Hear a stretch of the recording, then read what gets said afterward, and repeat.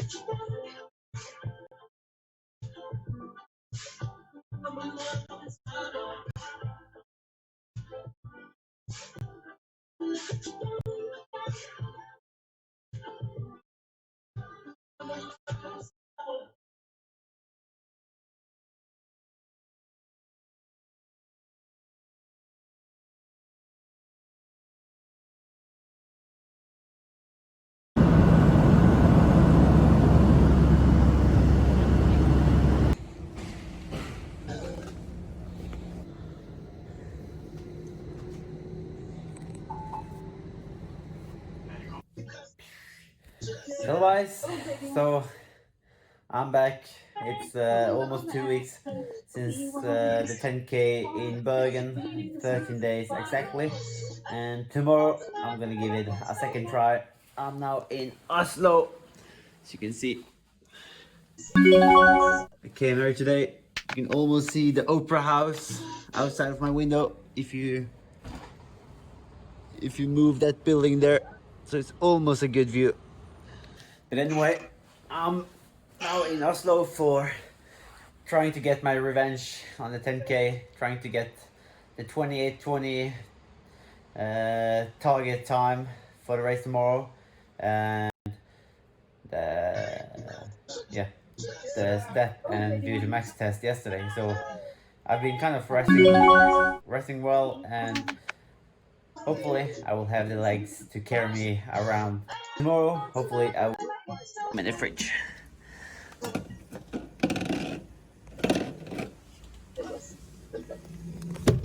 So it's 9 p.m. as you can see. The sun doesn't go down before almost 11. The race tomorrow is 9:40 p.m. So we're kind of getting used to go. Also, a question, like running caps. Should I keep this sticker on or off? This one should obviously go off, but this one, on or off? It's up to you guys. I think all the cool kids, they're wearing it on, but I don't know. And also the second question is, down or up? I reckon up is cool.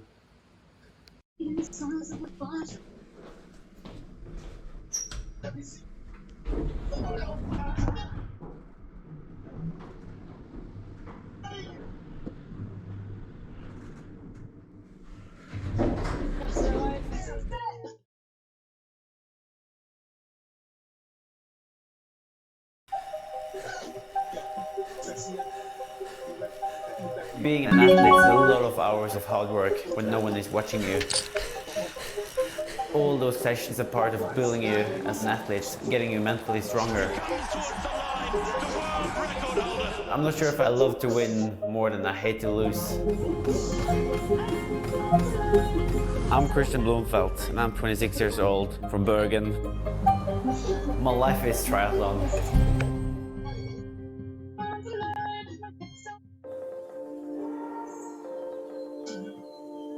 So the first thing I do when I wake up in the morning is go straight for breakfast. I usually always wake up really hungry, and then normally straight to the pool. They got problems on problems on problems on problems on problems on problems. I solve them. I run through the money, the pressure be calling. Left on my blessings, I feel like I'm falling. The birdie is back. Tell me I'm garbage, I'm going through something, that's why I ain't calling. Phone and progression is all that I wanted. The phone and affection, I summon it up because. Right now I'm here with the national team in Portugal, in Briamajor, for the first time. I think I spent like 2/3 of the year outside of Norway on training camp or races. Phone and progression is all that I wanted. The phone and affection, I When it comes to training, we are world leading, actually using a lot of testing that we do in the lab to improve our daily training. It's not too many training groups that have guys going up from 14, 15, 16 years old to suddenly all be WTS medalists.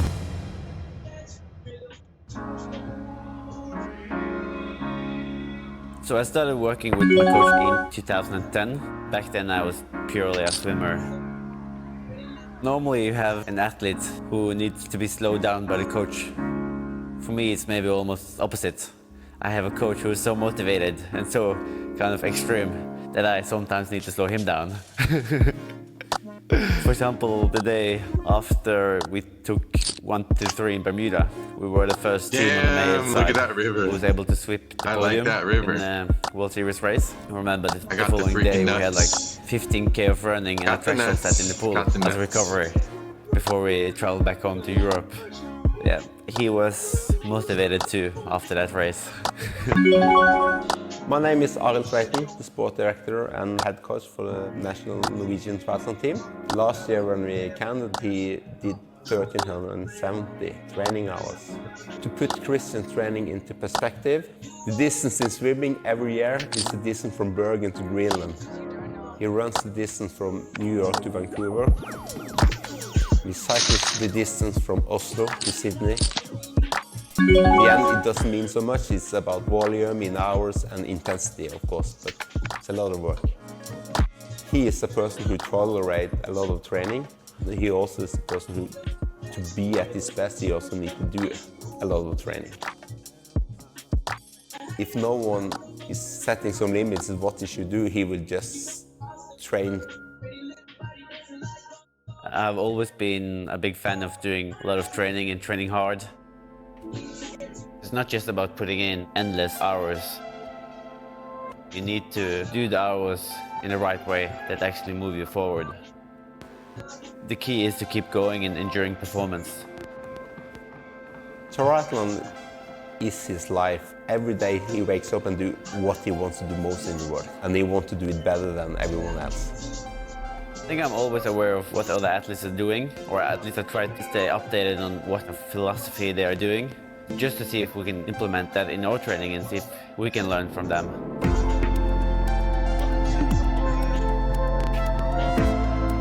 He trusts the process, he trusts the training, he's really positive, always wanted to be at his best.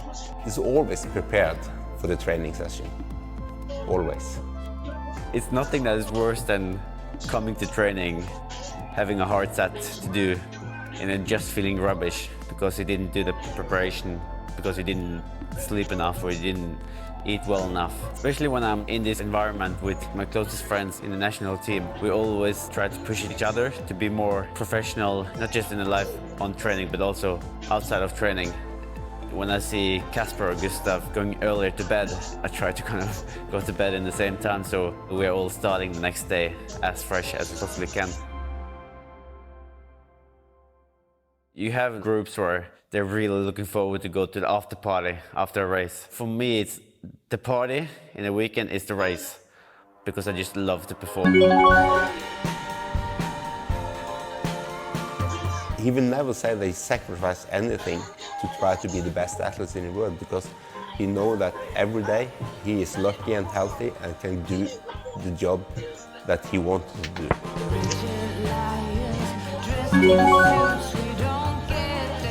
If you are a top athlete and are talking too much about the sacrifice, then you never will be at the best. It needs to be a part of your lifestyle, the person who you are and want to be, and you need to go into the training every day because you really, really love it. When it comes to pain, like a lot of people believe that you like pain. For me, that's just a lie. I hate feeling that pain at the end of a race, but it's just the fact that it's more painful to lose than the pain itself.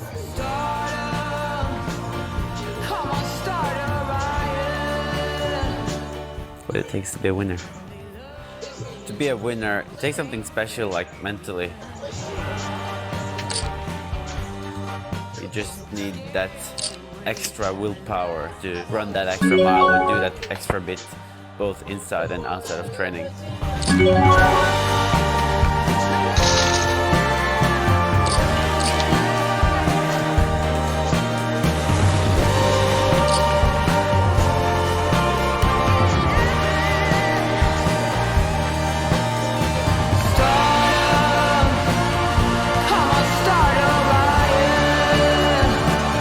I think the ultimate challenge will be winning Tokyo and the World Series and Kona and Tapu in 1 year. I would love to win everything.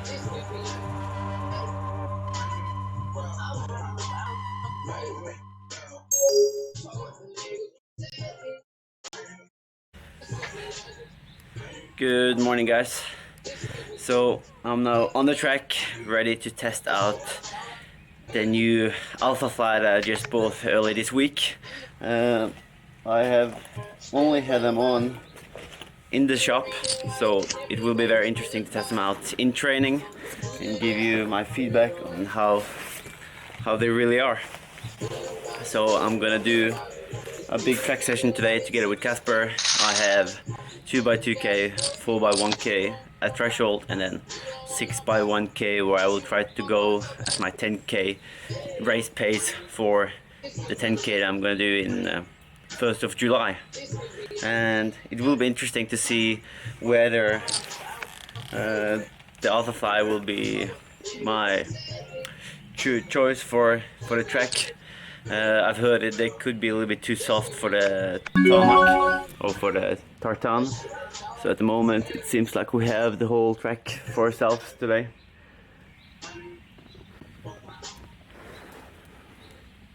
Meetup 10:00. But where is Casper? He's running a little bit late. So here I have today's set of shoes I'm going to use. I will start off with these ones, quite worn down, but yeah, I just want to get into the session, and then before I will put on the Alpha Fly, I will put on some fresh Next Percent shoes, just to have like a fair comparison, as obviously the effect of this one is probably worn down for a few months ago. So I used these ones for the 5k. In total I've had them on me for like 6k, I guess, with the cool down included. And this one never used before. It should be quite interesting to put them on, have a test. I've heard it could be maybe too soft for the track, but it will be interesting to see. 10:00 meetup. What's this? What's this? It's a cyclocross with road The 10 wheels. the 10:00 meetup. So you're ready to test out the Alpha Fly? Yes, for the second time. You used them on Friday. Yeah, And what was your thoughts after that session? they were way better than the Next Percent. Even on the track? Yeah, actually, but I think it will be more or be better when you get out on the tarmac. And your session today is? 4x2 and 6x1. Yeah, threshold. So he's doing all threshold, but I'm doing last 6k at 10k race pace.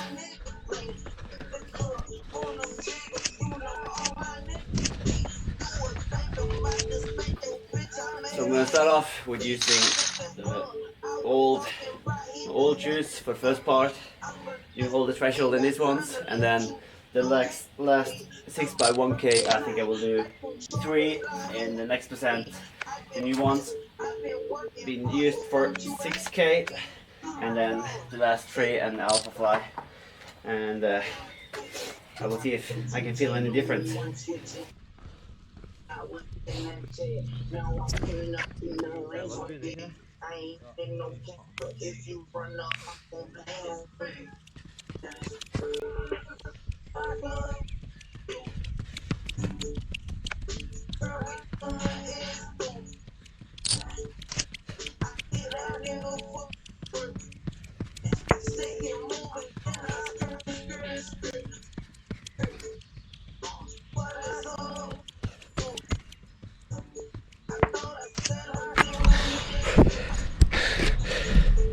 So 6:12 on the first one, felt okay.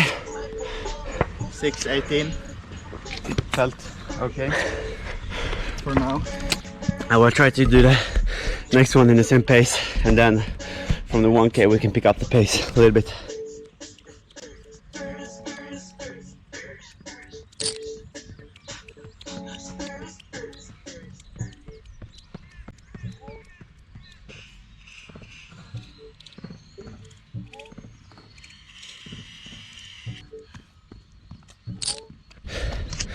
Second 2k done, 2:10 pace, no 6:10 pace. So that was the second one done at 6 minutes and 10 seconds, so basically the same pace.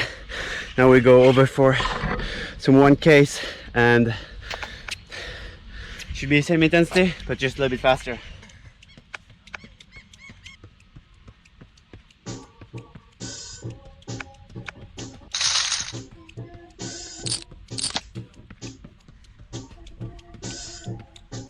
So that was the first 2x1k. Now I have 2 left. As a threshold, it's gonna be same pace, 2:59, 3 flat.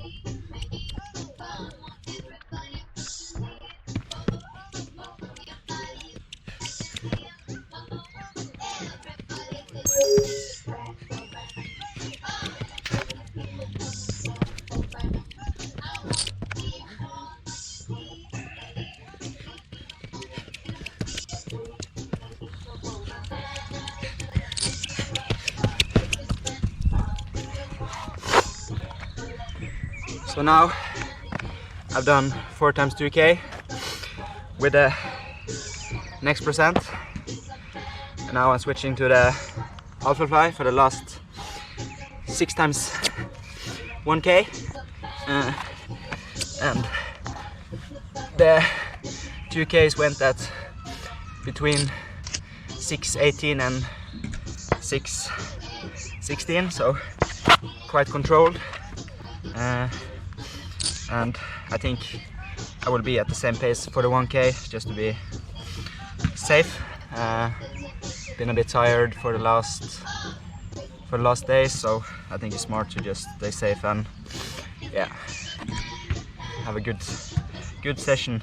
And 3:08, 3:07 pace isn't that bad for our threshold set today. So now Christian is changing to a fresher pair of the next percent, and then he's gonna switch over to the Alpha Fly for the race pace.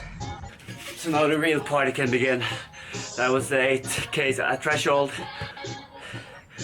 from 3-minute flat to 2:59 for 1Ks, and a little bit slower on the 2Ks. But now I will put on my freshest next percent shoes for the first 2 by 1K, and then I think I will do the last 4Ks with the Alpha Fly and see what I prefer. So the reason why I'm swapping to this one is to, I guess it's not fair to compare the Alpha Fly to some really worn down next percent shoes. So this is the freshest pairs I have. Done 6K in them. So for the 6 by 1K I will be aiming at 250 pace. As it's kind of the pace I want to do for the 10K 1st of July. So it's more running as easy as possible at that pace.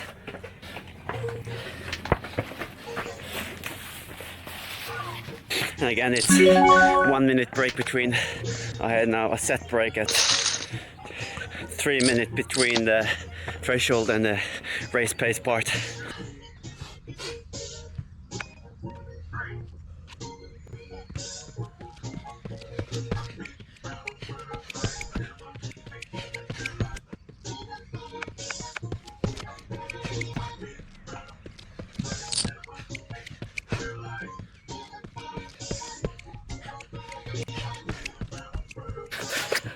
So now the real party begins.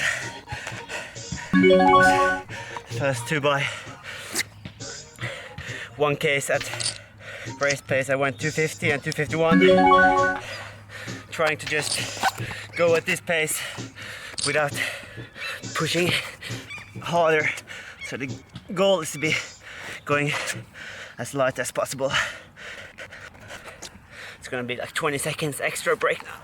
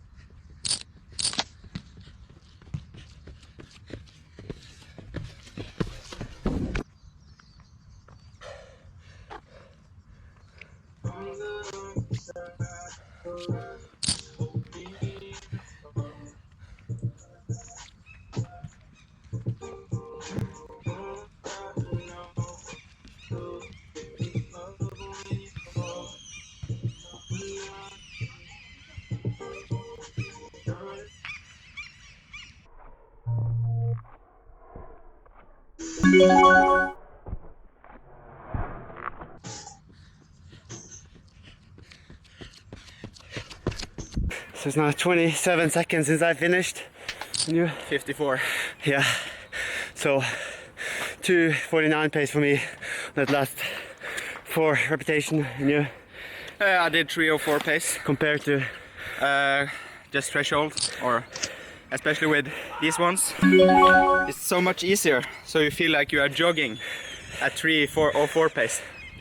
I found it to be more kind of not clumsy, but they were heavier than the old than the next percent. Yeah, for sure. So but also you find that pace to be not pace but the force in the shoes to be different. Like you feel forced that you need to go straight forward. So the pods here, you feel like when you're pushing, they're just throwing you forwards. So is this your new racing shoes? Yeah, I think so. For 10k, but for 5k I think we'll use the next percent. So you reckon the 5? Why is it faster for 5k? I just think it's faster to get it on, since it's a bit tight around here. So I found the comfort to be really good, like the way it fits on the forefoot, but also the way you're getting, kind of feeling the force going through the shoes and pushing you forward.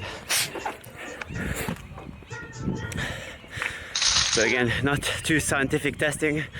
I guess we will have to go into the lab to do that. But for sure, a big thumb up. So I finished off with 6 by 1k there. That's supposed to be at 250 pace. So I did them all at between 250, 251 with the next percent, and then 49, 49, 50, and 49 with the Alpha Fly. And it felt actually, as you said, you can almost be jogging, and compared to being at 250 pace, it was comfortable. So yeah, it was it's crazy. So, and the muscles is not so beat up after the session. yeah. So you feel more fresh in the muscles. So you can put in another track session on Tuesday if you want to. I think tomorrow. Yeah, or, tomorrow, or this Monday. evening, if you. Yeah. This evening.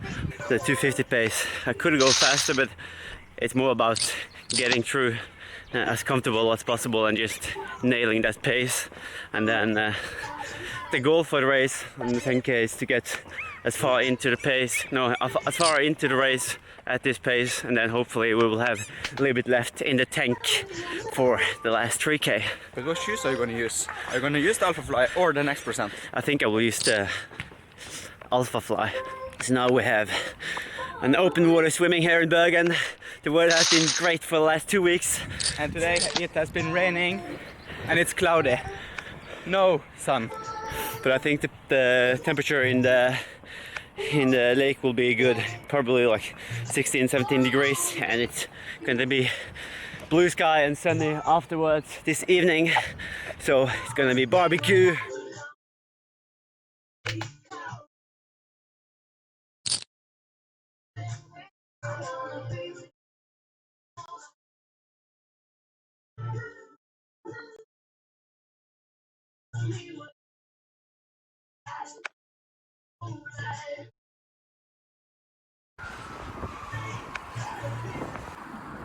So I'm now on my way to my second race of 2020. It's a 5k road race.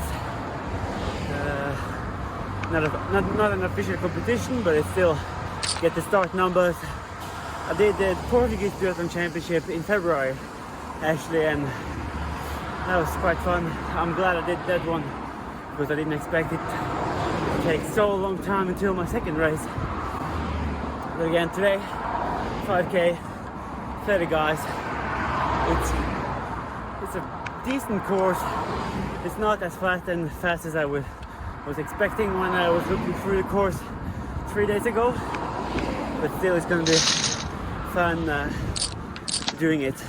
So far today, I've woke up like 8 o'clock, went for a 40 minutes run. No coffee, no Red Bull in the morning. So I was very sleepy. Had a 2-hour power nap midday, and now I'm kind of had a couple of Red Bulls and some double espresso, and my caffeine level is quite high, and I'm ready to rock and roll again. So right now I'm just spinning easy, like 45 minutes out, or 30 to 45 minutes out to the race course, and then I will do a good warm-up, run the 5k, and then ride back home again.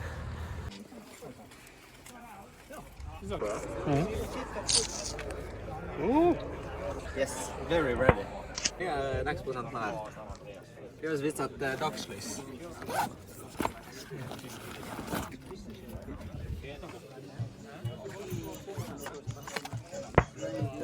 Never used them before.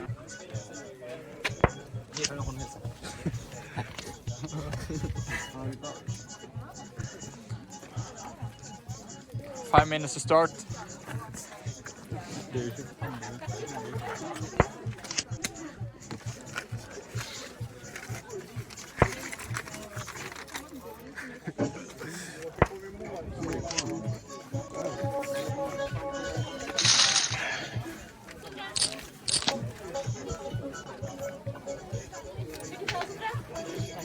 Jeg har aldri hatt innmarsj på svømming. Det var en gang jeg var så jævlig nærme. Det var Bergensvim, 100 fly, første reserve. Jeg er der, jeg er klar. Og så kommer det 6 stykker inn. Det er 7 baner i rad, nei, sentralbadet. Så det betyr at 7. mann strøk seg uten å gi beskjed. Så jeg kunne hatt innmarsj.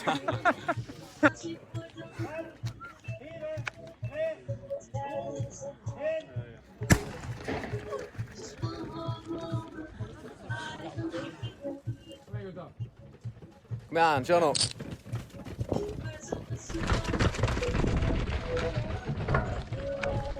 Lykke til med syklingen. Klar å ta det igjen helt rundt da.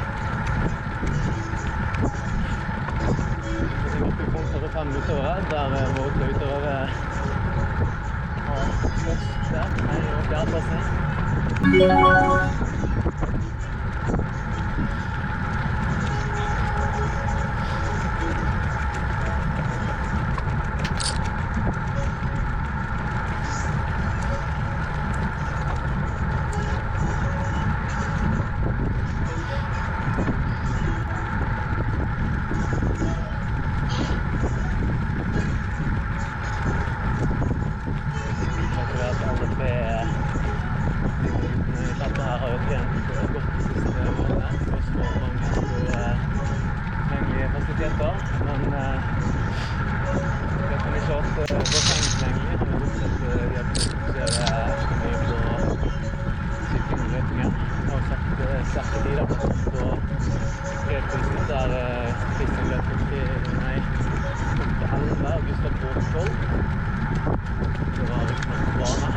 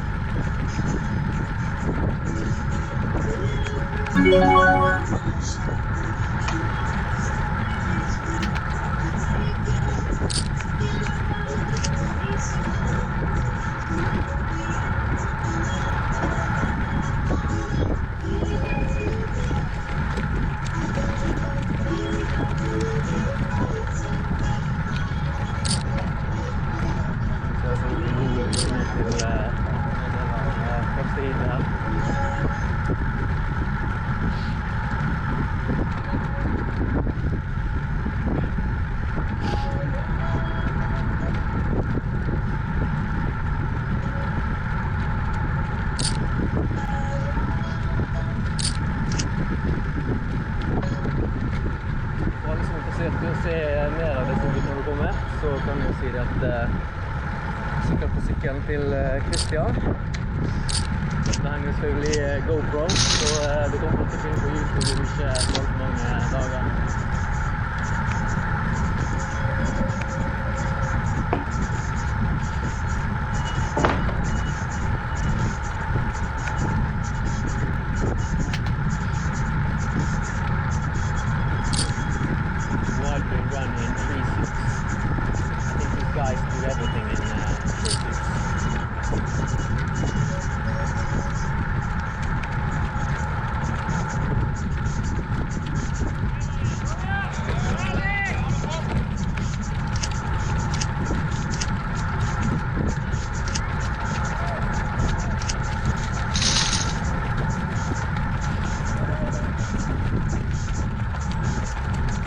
Gjerne gitt noen splits, men jeg har mer enn nok med å begynne med å kommentere og ikke kjøre på folkens, så jeg får det så her ikke gjort det.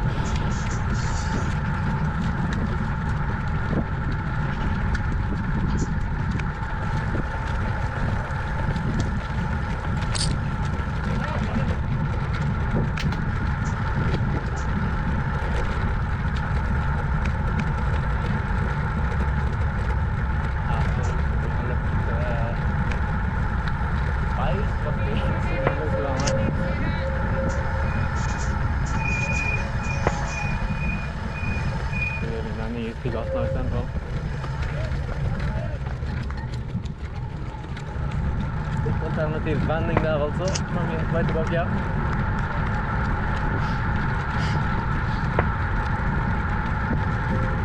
Så har vi Evik, Kristian og Gustav Kaffefai kommet der.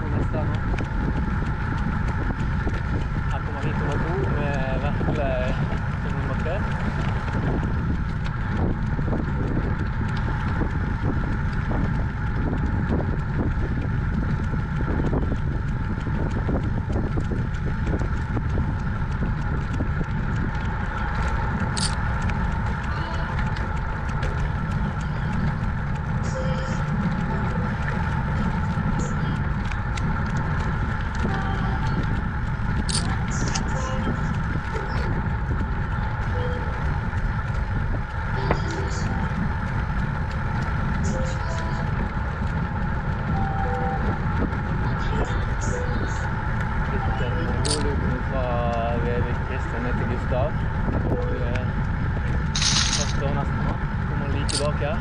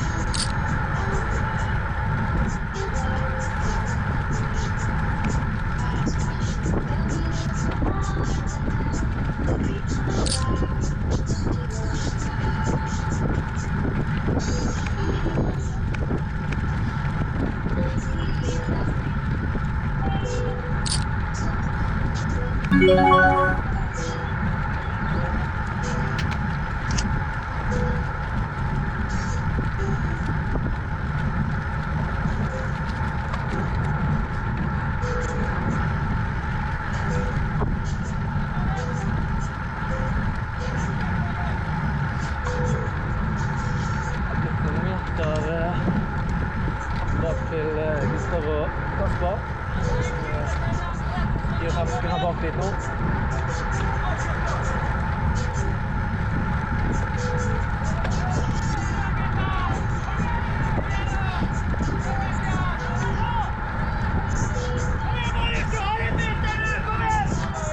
Nei, stiger går her.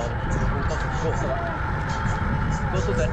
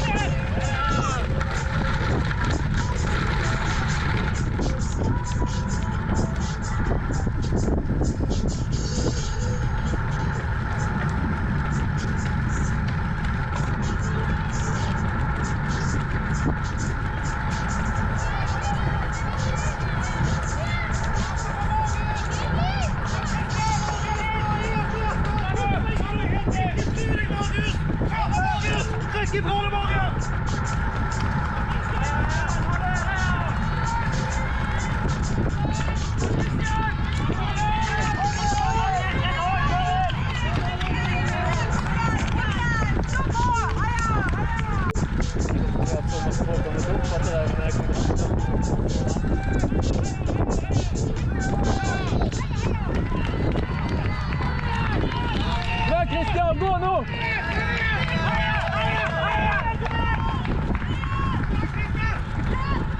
Et par meter her nå. Vik spiser inn i luken. Nå er det et bett til i knappåpningen. Begge to. Kom igjen, Christian!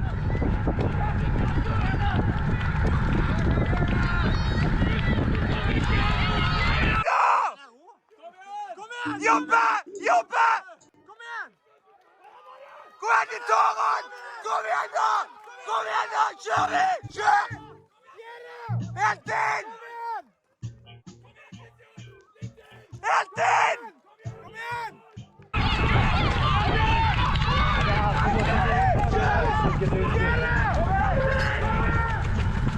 Et par hundre meter her inn til mål. Det ser stiv ut. Kom igjen, Christian! Her, Marius. Ja, det blir Christian bare.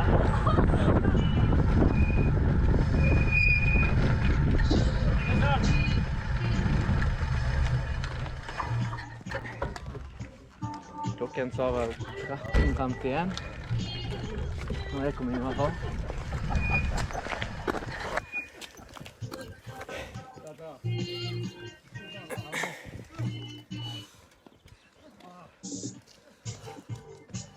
Der kommer Gustav i mål, og Kasper er et par sekunder bak det igjen.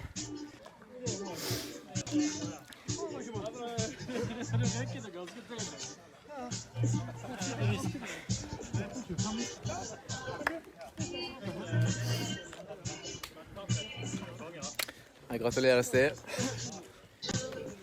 Ja, hva sa klokken når du kom i mål? 13:50. 13:50. Like I think I have to go below 13:55 for like a running bet. Yeah. That's what it's all about. I think Lasse has to pay on a guy 500. Det er veldig bra. Resten av guttene ligger strødd her. Kom denne ene karen. Ja.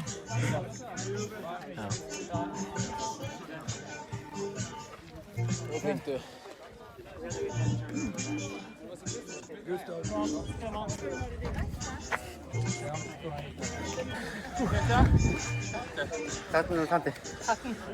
Veldig bra, gratulerer. Time 13:50, so not too bad. That was decent. Like I think we had like a dead turn where we lost a few seconds, but felt good. New shoes as well, so it's like a 3 seconds there. So not so high on caffeine. No coffee for breakfast. Like 2 hours power nap midday, and then I had like 5 goals before I came here. So good.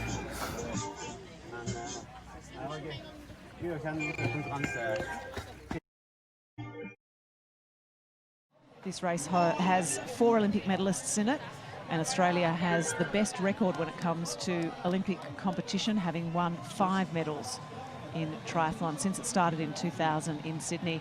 Still waiting for some of the athletes to come down. They'll do obviously final checks on equipment, on shoes, in their bike pedals, making sure that everything's okay. Their run shoes are set and ready to go. Here's Hewitt. Looking forward to seeing what she has. Quite a bit of adversity for her over the last little while, so it will be emotional for her as well. Yeah, her partner, Laurent Vidal, passed away of a heart attack back in November 2015. He was also her coach. Had to give up the sport because of a heart condition, which he thought he got over. But you see, very focused and no goggles. No goggles. No goggles, so maybe just eliminating the fact that the goggles can become a bit of a deterrent. If you get a foot or an ankle or a heel in your eye, the goggles can come off. So interesting to see that she's chosen no goggles. Well, the final few athletes you can see there just coming across the blue carpet through transition down onto the swim start here. The first time ever in an Olympic Games we've had a beach start, so it does make for slightly slower times. It's not quite as quick as getting off from the pontoon, but it does make for a dramatic sight with 55 women running into the ocean here and setting off on the long first leg. It's probably around about 750 metres, that first leg to the turn, so a good chance to build up a head of steam for the likes of Carolina Routier, who we know is so good in the water. A little bit of assistance for the athletes as well, being a saltwater course as well. That will allow them to float a little bit higher in the water, a better body position, so the Australians last to come down onto the start line. And it's fairly calm conditions. There is a small moving swell out there. There's a little bit of a current as well, but it's certainly well protected by the fort there and the position of this race course. We just saw Nicholas Spirik a while ago there, the defending champion, of course, involved in that thrilling sprint finish with Lisa Norden. There she is, Lisa Norden in the blue of Sweden, blue and yellow. Really was down to literally a photo finish. They were both accredited with exactly the same times in that race. But after the judges examined the photo finish, it was just given to Spirik, who's since had a baby. So she can get a medal here. She'll be one of the few to come as a mother and win a medal. Well, there's a couple of mothers in this field as well. So proving that having a child does not mean that you don't have ambition or athletic ability.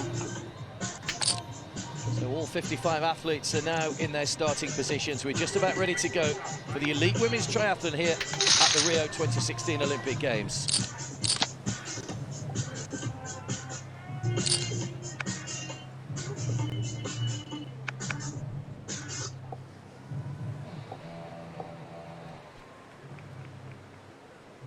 On your mark.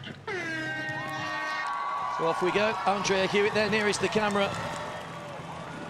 34 years of age now. You would think this will probably be her last Olympic Games, not taking anything away from her, but she'll certainly be looking for a good performance here. Probably feels that this is her best chance of a medal, and she's been in good form as well this season, but she's surrounded by a lot of other women who are also in excellent form. Hustle and bustle of the start of the swim. It is a fairly straight line across there at the moment, but it's probably 2 to 3 athletes thick. So the ones sitting in behind are not getting the opportunity to really get into a full stroke at the moment, but 2 distinct groups already off that start line. Yeah, we saw in the men's it almost split into 3 initially, didn't it? Then, of course, they all have to come together when we reach the boys and the turns, and there are two 90-degree turns rather on this course, and that's a great view you can see. And already athletes on the left-hand side of your picture there coming across, and that's the danger of barging into other athletes, and that's where you can get literally knocked out of your stride. And the athletes on the right-hand side doing the same. So we will see, I think, these 2 groups on the left-hand side potentially move together. It's a fairly straight line, as you said, for about 750 metres. So just important to really get into some good stroking, as Emma Moffat has got off to a good start. Wearing number 52 for Australia. The bronze medal winner in Beijing, Emma Moffat. She wasn't going to, her original plan wasn't to race in these Olympics, but because of a bike crash in London, she failed to finish and decided that she wanted to do one more Olympics to make up for the disappointment of that. So flying the Australian flag, of course, Australia does have an Olympic champion in Emma Snowsill, who won in Beijing with the biggest winning margin in the women's race. 67 seconds she won that, a fantastic winning margin. Well, one of the other motivators for Emma Moffat, sometimes love does play a role, and her boyfriend is an Olympic kayaker, and that is Daniel Bowker, and she wanted to also have this Olympic experience with her boyfriend, so he's competing in the kayaking.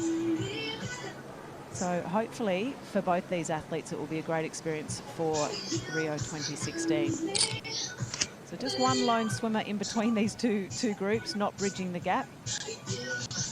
We'll get some closer idea as to who is leading out, but we know one of the groups is being led by Australia's Emma Moffat. And expect to see Jorgensen somewhere there as well. Well, that's Carolina Routier from Spain, who is invariably one of the fastest out of the water. She did excel at swimming as a youngster, but opted to go for triathlon. She was first out of the water in the qualification event here 12 months ago.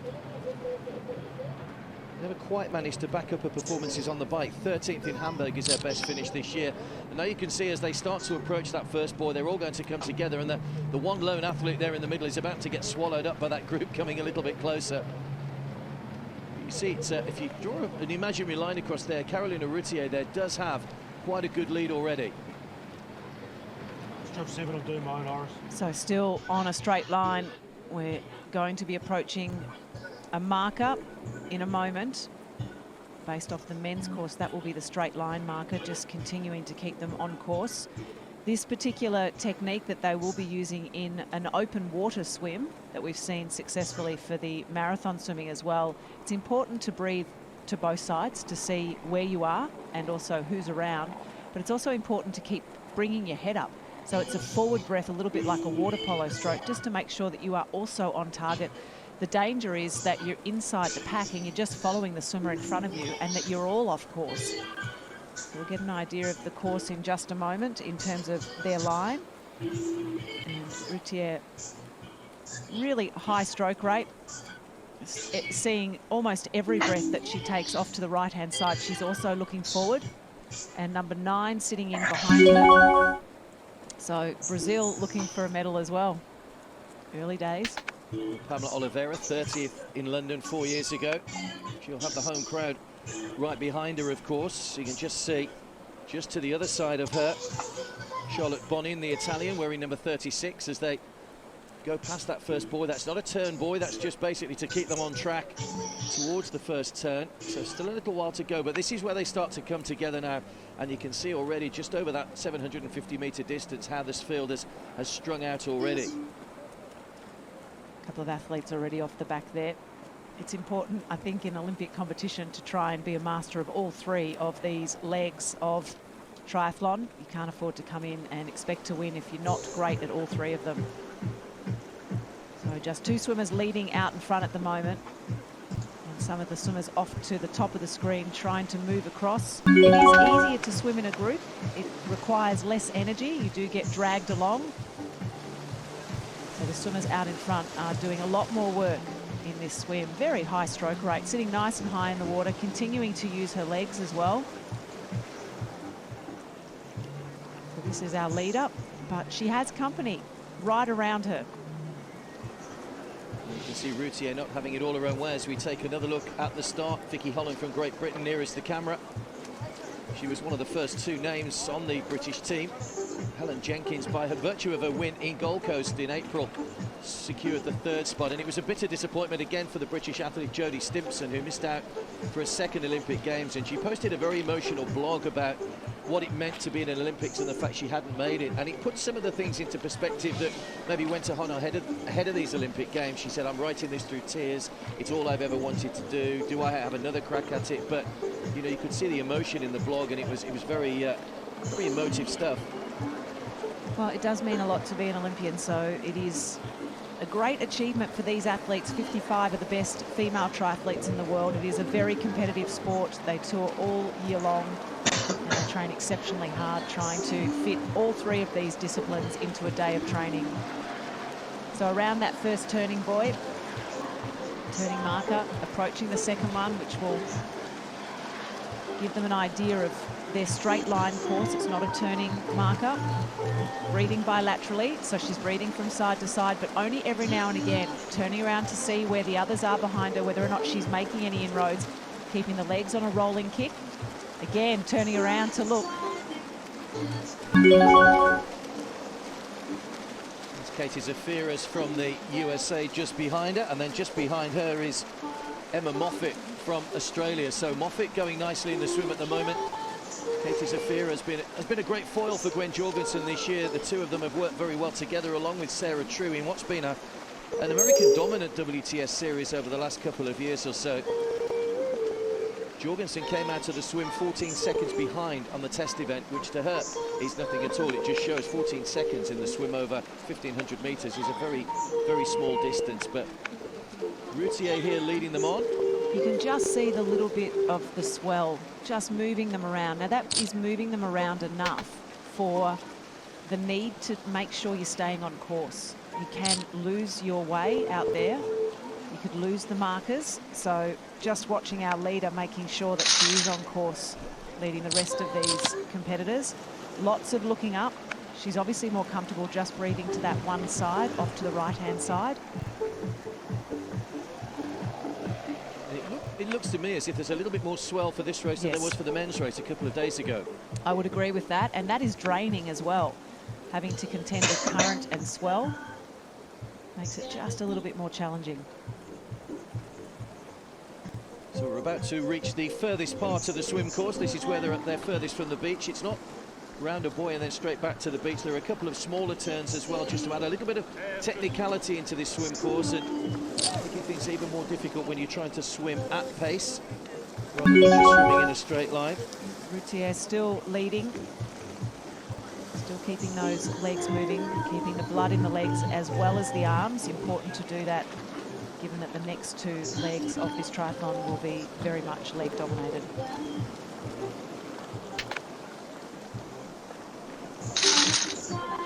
Coached by Joel Filiol, Carolina Routier, one of the very experienced triathlon coaches.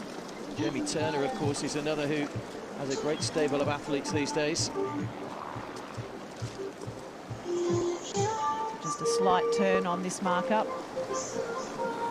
Boomerang shaped right now. One athlete completely losing contact. You can just see them now. So that is a lonely swim back there, with a big long race in front. Another athlete actually in behind. So a couple of the girls really losing contact. So that's how we stand at the moment. Carolina Routier, Katie Zafiris from the USA, and Emma Moffat. We would love to get a good performance here, Moffat. Easy to pick those Australians with the green and gold suits, so you can see another couple in there as well. South Africa also very easy to see with the green suits. The Australian team is Erin Densham, Ashley Gentle. But at the moment, it's Routier that is doing all of the work out in front.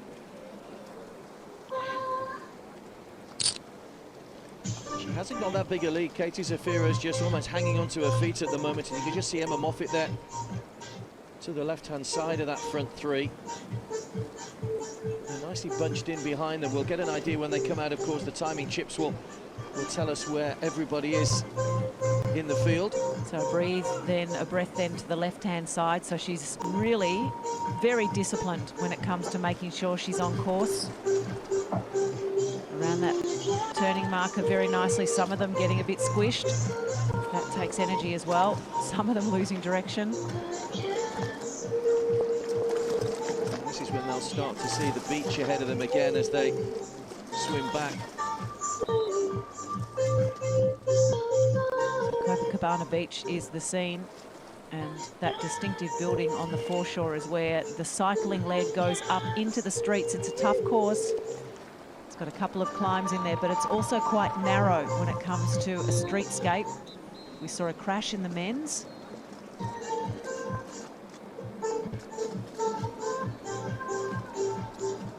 So coming up to 12 minutes gone.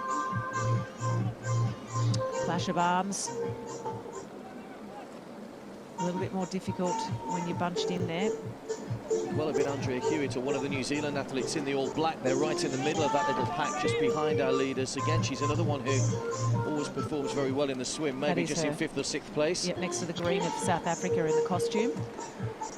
And she's out there without goggles, so she's sitting nicely in amongst these competitors. No need for goggles for her. Might have slight sore eyes by the end of it, though. And there you can see that little swell that's there, just bumping the girls around a little bit. Certainly adding an extra dimension to the swim here. Marie Raby from South Africa, very much a part of this race. Gillian Sanders is the other South African in the race.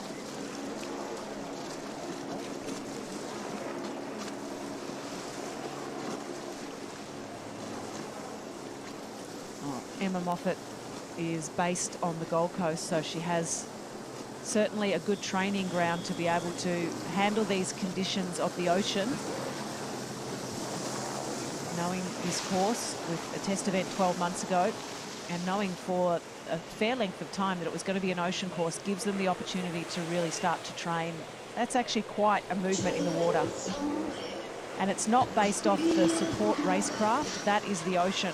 Just adding a little element to our female competitors. Well, as you can see at the moment, this is the short section where they swim parallel to the beach, and that's where that swell could quite easily knock them off course. But Routier swimming well at the moment. They'll hit the next buoy and then they will turn for home and head back towards the beach. But it's just a short run into transition. We're looking at this freestyle technique. You can see the feet clearly coming out of the water, so a nice rolling kick for all of them. It's important as well when you look at freestyle swimmers is the overarm part of the swimming action is actually a recovery portion. So you want to try and make that as easy as possible. But of course, whilst you're recovering your arm up and over, the opposite arm is doing its job and doing some hard work underneath the body. So just bunching together again here, coming around this turning marker. Two Australians there just behind the front two.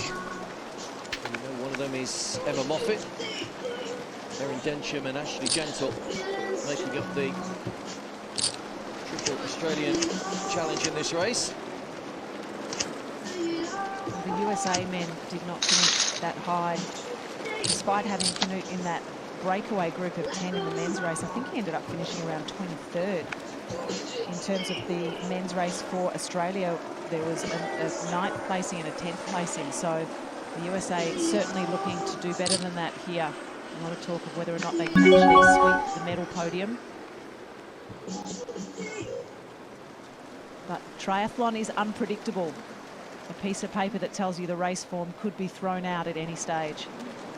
And I think that's what we've found over these Olympic Games, haven't we, when we've looked at who was in line for medals and improved in the men's race, with Henry Schoeman coming through for his first ever podium in a major race to take a bronze medal ahead of Richard Murray, who was undoubtedly the more favoured South African pre-race. But that's the beauty of this.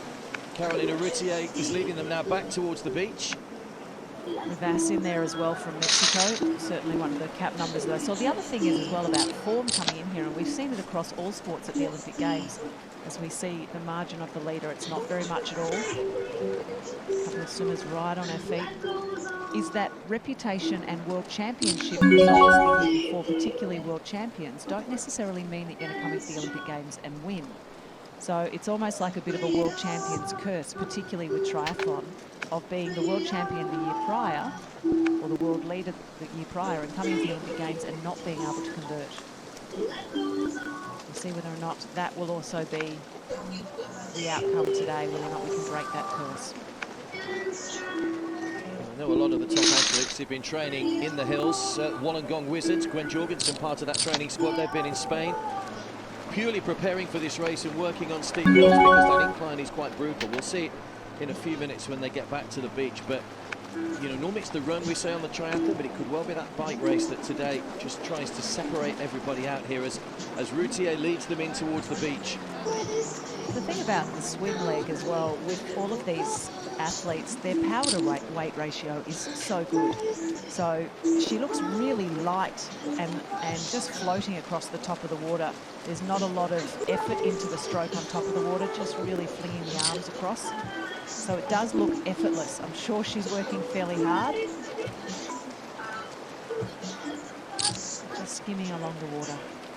So now they're swimming with the swell behind them, so that will just help them back in towards the beach here. And again, it's worth remembering, as we said earlier on, Kate Allen, the gold medal winner in 2004, was 2 minutes down coming out of the swim, and Nicola Spirik in London was over a minute behind. So as we've said before, you can't win a triathlon with the swim, as Carolina Routier will, I'm sure, prove that, but you can certainly lose it if you're too far behind. But Routier has done the job. She's dragged the girls along. There's another couple of minutes or so in the water before they hit the beach here at Copacabana. The game's in its penultimate day. It's been a marvellous couple of weeks of competition. The emotion that's been displayed and the passion of the Brazilian people for coming out to these events. And of course, the beauty of this triathlon event is it's all free to watch. And as we saw in the men's, the route was lined throughout for the bike race, and I'm sure we'll see the same today. Very good part of these Olympic Games is that many of the courses have been accessible to locals and just to Olympic fans. As we see the top 3 leaders at the moment, there was a chase pack listed, but that chase pack is very much going to come out of the water with the leaders. There won't be much of a deficit at all. Transition ever so important. Moffat just sitting in behind Routier. 2 split groups now.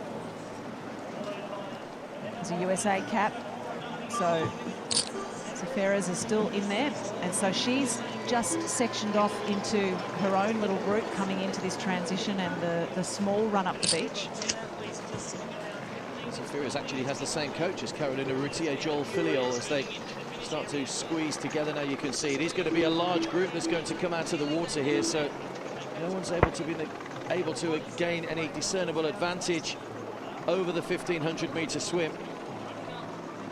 It's a good time though, coming up to 19 minutes. There's Mari Rabi from South Africa in the green costume that was there the whole way in the swim. Now they're going to stand up.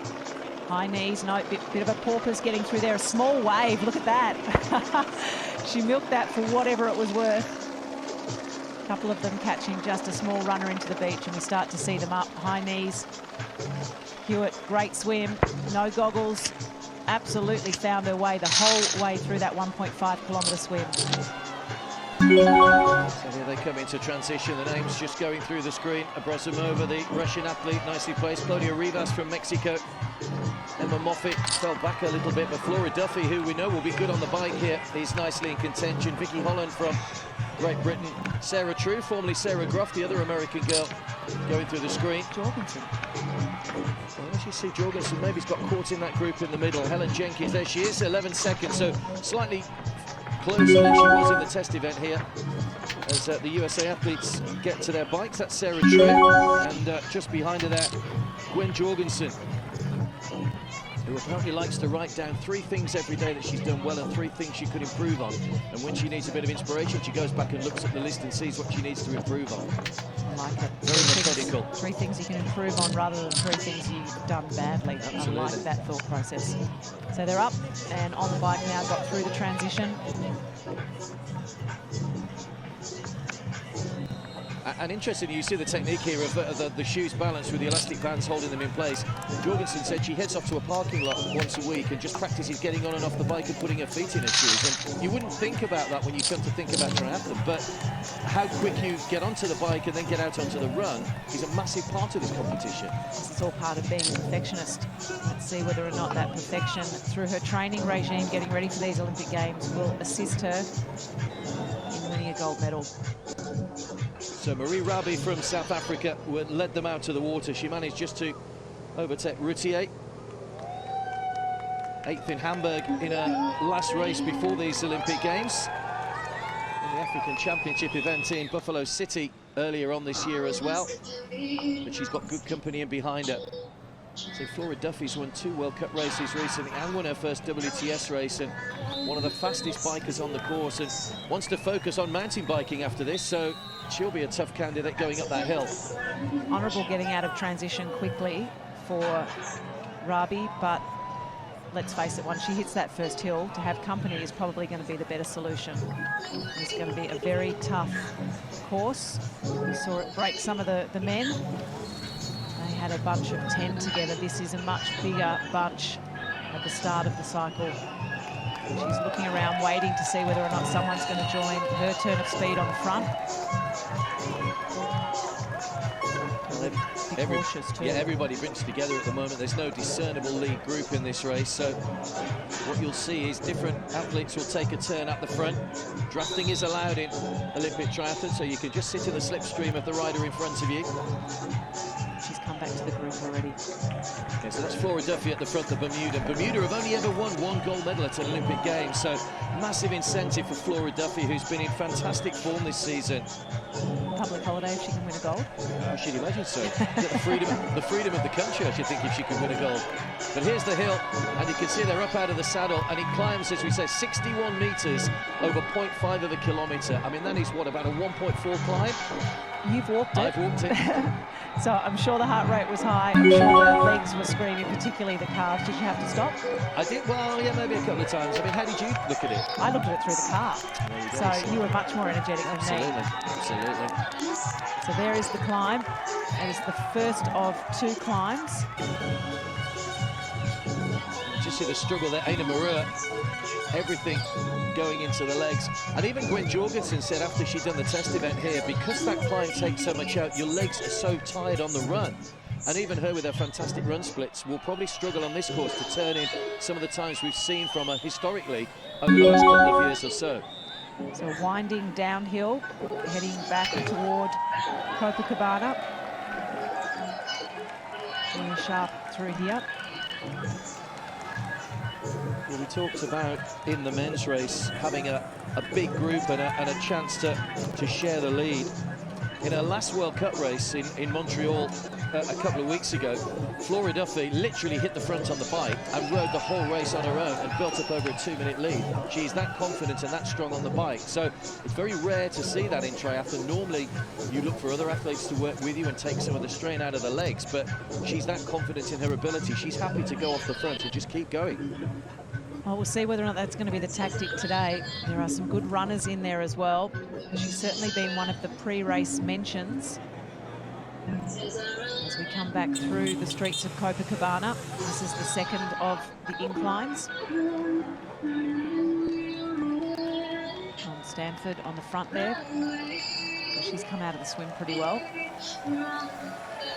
2 Australians in this front group. There's Emma Moffat at the back there.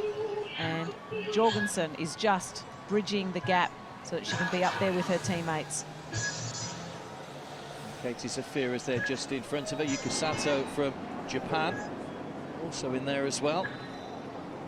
Duffy easy to spot in that lime green cycling helmet. Just in behind her is Non-Stanford from Great Britain, a former world champion, Vicky Holland there as well. So the British girls with a chance to work together well here. There's Barbara Riveros in the red. Again, could be an unknown quantity. And there's the Olympic champion from 2012, Nicola Spirik, another very, very strong cyclist. So ominous to see her in this front group as she looks to retain the gold medal. A couple of Kiwis in that front group as well, with Nikki Samuels as well as Andrea Hewitt. Now back down on the foreshore. There's a small incline on the foreshore as well that we definitely saw the men attacking, getting out of the saddle for it. It was actually Barbara Riveros from Chile who had the fastest bike split in the test event here as well. So again, she might be small, but she can certainly pack a punch up that incline that they do 8 times. Don't forget, it's 8 5-kilometre laps of this course.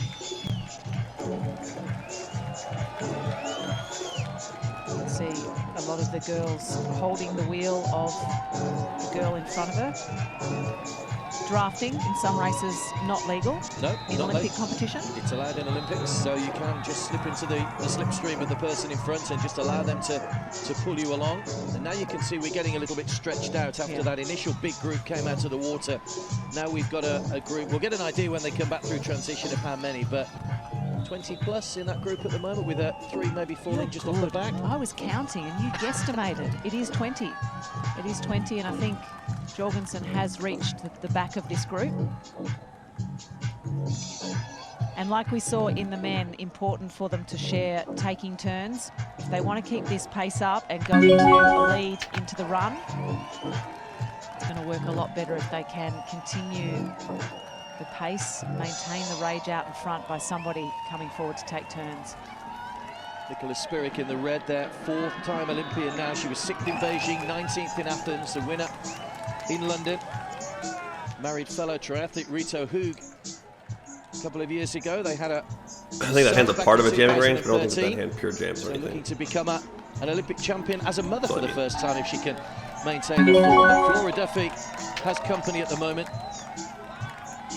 That sucks. Lead them on here. That's a good flop. I think that hand's a part of a jamming range, but I don't think that hand pure Very jams or relaxed anything. back there, arms, shoulders, nice and relaxed. Legs doing all the work. Hewitt in there as well. That sucks. That's a good flop, though. We'll take that one. Teammate. Yes. Yes. There's lots Do of it. interesting little side stories that we talk about in triathlon, and Flora Duffy competed in Beijing. She didn't finish, and she was so disillusioned with the sport, she gave up and went to work in a shop in Bermuda and said, I've had enough. But then she suddenly realised how much she missed the competing, came back out and competed in London. Sometimes that happens, and she's certainly doing her fair share of work out in front. So too Non-Stanford, both of those girls leading this breakaway bunch of cyclists. A couple just strung out in the back there. So 1 lap completed.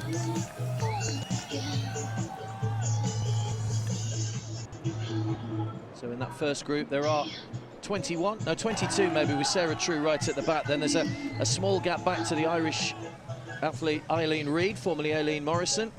Audrey Merle from France, Helen Jenkins from Great Britain in that group, 19 seconds behind.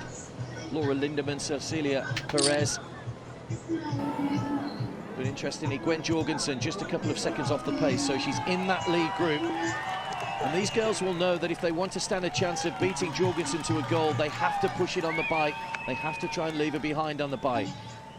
8 minutes 34 was the lap time for Duffy on this first of 8 laps completed on the bike course.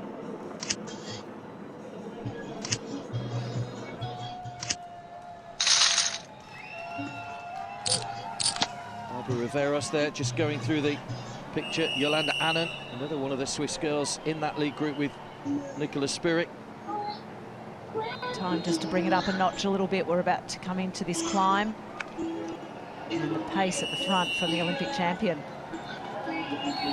She actually came second in a men's race just 2 weeks ago, so she can compete with the men. Well, you know what? I always thought that. You look at Katie Ledecky, the great American swimmer that trains with men. If you can beat the men in training, beat them in races, then you're certainly going to beat the ladies in a race as well.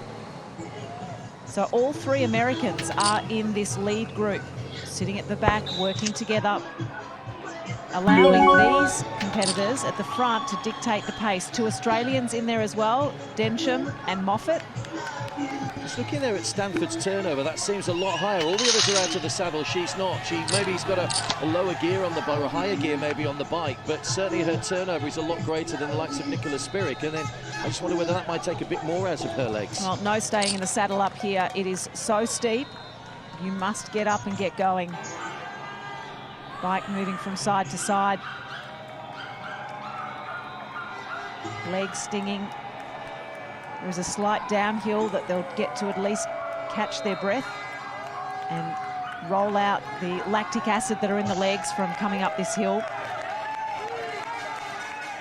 And one thing we haven't mentioned that we saw in the men's race, it's very narrow here, as you can see. Yes. With a large group, that could be a little bit problematic. So when they hit those narrow bits of the course, we didn't see as many as this in the men's race. So a little bit of an unknown quantity. There you see one of the boards just been held up by a coach, which is giving the athletes details of who's where as they hit that downhill section, and a chance just to get some energy back into those legs, really. There's Marie Raby, who came out of the swim in the lead, just ahead of Carolina Routier. Duffy up the front once again, but that group of 21 just getting a little stretch now, but they'll come together, I'm sure, once they head back down towards the seafront here on Copacabana. No time to enjoy the scenery just yet.